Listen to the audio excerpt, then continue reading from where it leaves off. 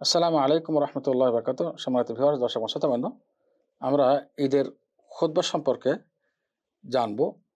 81 নম্বর পাঠে, সালাত কোর্সের 81 নম্বর পাঠে খুতবা ইমাম সাহেব দিবে, মানুষদের বা মুসল্লিদের দিকে হয়ে খুতবা দিবে। মুসল্লিরা কেবলার দিকে থাকবে আর তিনি মুসল্লির দিকে থাকবেন। একটি খুতবা দিবেন, এইটাই কিন্তু সঠিক মত।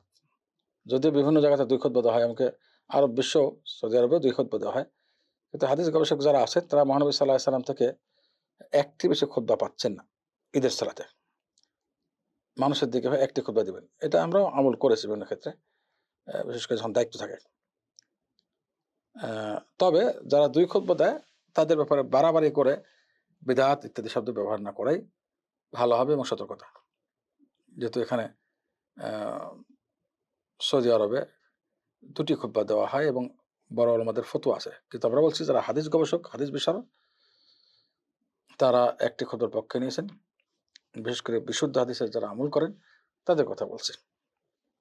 একটি খুতবা দিবে এবং সেখানে আল্লাহ তাআলার প্রশংসা করবে, আল্লাহ তাআলার প্রশংসা করবে, আল্লাহ তাআলার শুকরিয়া আদায় করবে এবং মানুষকে শরীয়ত অনুসারে আমল করার জন্য উৎসাহিত করবে।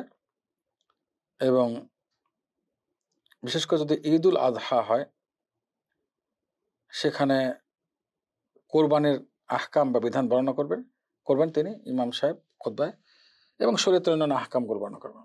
বিশেষ করে ঈদের সালাতে ইসলামের যে 5টি রোকন বা মূল স্তম্ভ, এগুলোর ব্যাপারে বর্ণনা করবে ইমাম সাহেব, এবং দুই ঈদে এটা করবে। কিন্তু বিশেষ বৈশিষ্ট্য হলো ঈদের, কোরবানির ঈদে সালাতুল, যেটা নাকি ঈদুল আযহা, সেখানে কোরবানির বিধানগুলো বর্ণনা করবে। এবার আসে ঈদের সালাতের বিধান কি, কিছু বিধান নিয়ে আসি। সেটা হলো ঈদের সালাত সুন্নতে মুআক্কাদা, এটা আমরা সম্ভবত আগে বর্ণনা করেছি। সঠিক মত হলো, অধিকাংশ আমাদের মত, যে ঈদের সালাত হলো সুন্নতে মুআক্কাদা। কিন্তু প্রশ্ন হলো, যদি ঈদের সালাত আর জুমা একত্রিত হয়ে যায়, যেমন এই বছর আমাদের হয়েছে কোরবানির ঈদে বা ঈদুল আযহাতে, ওই ক্ষেত্রে মুসল্লিরা যদি যে কোনো একটি আদায় করে, অপরটি তার জন্য ফরজ হবে না।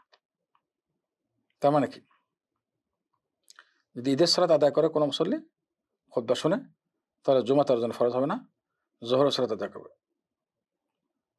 কিন্তু ইমামের জন্য দুইটি সালাতে হাজির হওয়া জরুরি, কারণ কিছু কিছু মুসল্লি জোহর পড়বে, কিছু কিছু মুসল্লি জুমা পড়বে, কিছু মুসল্লি আবার ঈদ পড়বে। এজন্য দুটোতে হাজির হতে হবে এবং খুতবা দিতে হবে।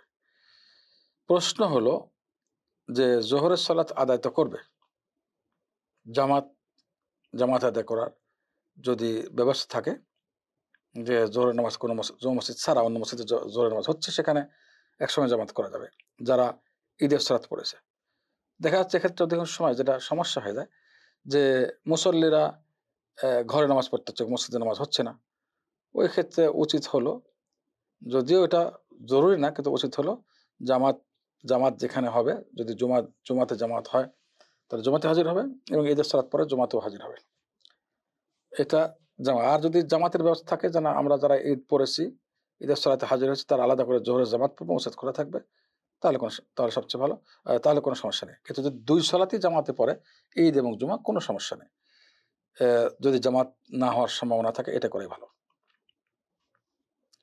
আরেকটি মাসালা, যদি ইমাম সাহেব অতিরিক্ত যে তাকবীরগুলো আছে, যেমন আমি আগে বলেছি যে প্রথম রাকাতে 7 তাকবীর, দ্বিতীয় রাকাতে 5 তাকবীর, এই যে অতিরিক্ত তাকবীর তাহরিমে সারা, এবং কেরাত শুরু করে দিয়েছে, অতিরিক্ত তাকবীর ভুলেই গেছে ডাইরেক্ট, হয়তো বছরে একবার দুইবার তো এতে চলে, সরাসরি তাকবীর তাহরিম করে কেরাত শুরু করছে, তাহলে কি করবে ইমাম সাহেব? কিছুই করতে হবে না। তাকবীরের অতিরিক্ত যে তাকবীরগুলো আছে, এগুলো তার জন্য আর জরুরি না। যত কেরাত শুরু করছে, ওটার টাইম চলে গেছে, ওটা আদায় করার প্রয়োজন নেই, এর কাজাও নেই, যেহেতু এটা সুন্নাহ। এবং সুন্নতের যে স্থান ছিল, স্থানটি আর বা সময় ছিল, সে সময় এবং স্থান দুটি চলে গেছে, ওই ক্ষেত্রে আর প্রয়োজন নেই। ঈদের সালাতে তাকবীর তাহরিমের সময় হাত উঠিয়ে তারাফুল ইয়াদাইন করে তিনি উঠাবেন, সেটা যেমনটি ফরজ সালাতে এবং নফল সালাতে করা হয়। ঈদের সালাতেও তাকবীরে তাহরিমের সময় হাত উঠাবেন, রফুল ইয়াদাইন করবেন, কানের লতি বরাবর হাতের আঙ্গুলগুলো অথবা কাঁধ বরাবর, দুটো হাদিসে সহিহ। কিন্তু অতিরিক্ত তাকবীরের সময়, যেমন তাকবীরে তাহরিমের পরে অতিরিক্ত তাকবীর যখন দেওয়া হচ্ছে, সেটা 7টা হোক, 7টা অতিরিক্ত তাকবীর দিতে হবে।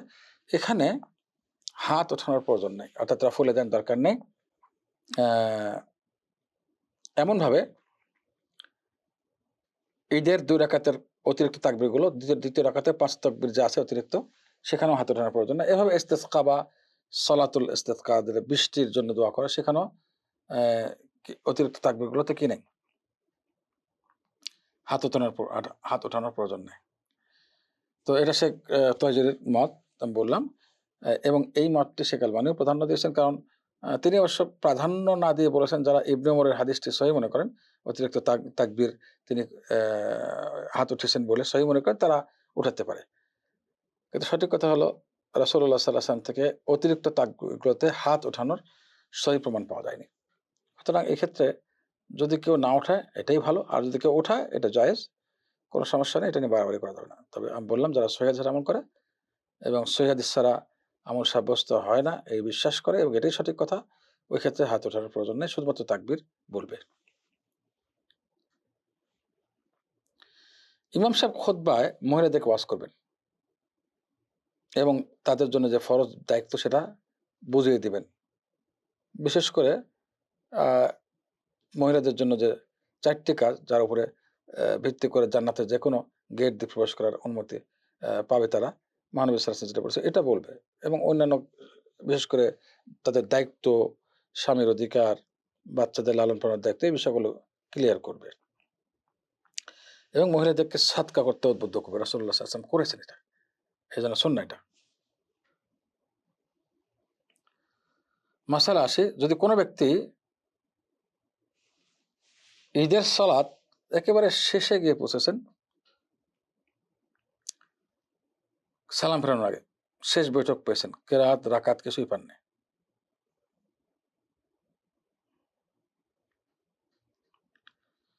তাহলে ওই ক্ষেত্রে কি করবেন? এক্ষেত্রে ইমাম সাহেবের সালাম ফেরানোর পরে তিনি উঠে ঈদের সালাত যেভাবে আদায় করে সেভাবে আদায় করবেন, আর 2 রাকাত সালাত সেভাবে আদায় করবেন।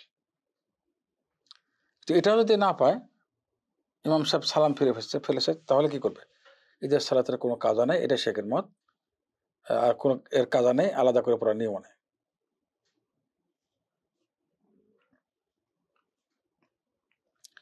ইমাম সাহেব যদি ঈদের সালাত আদায় করে,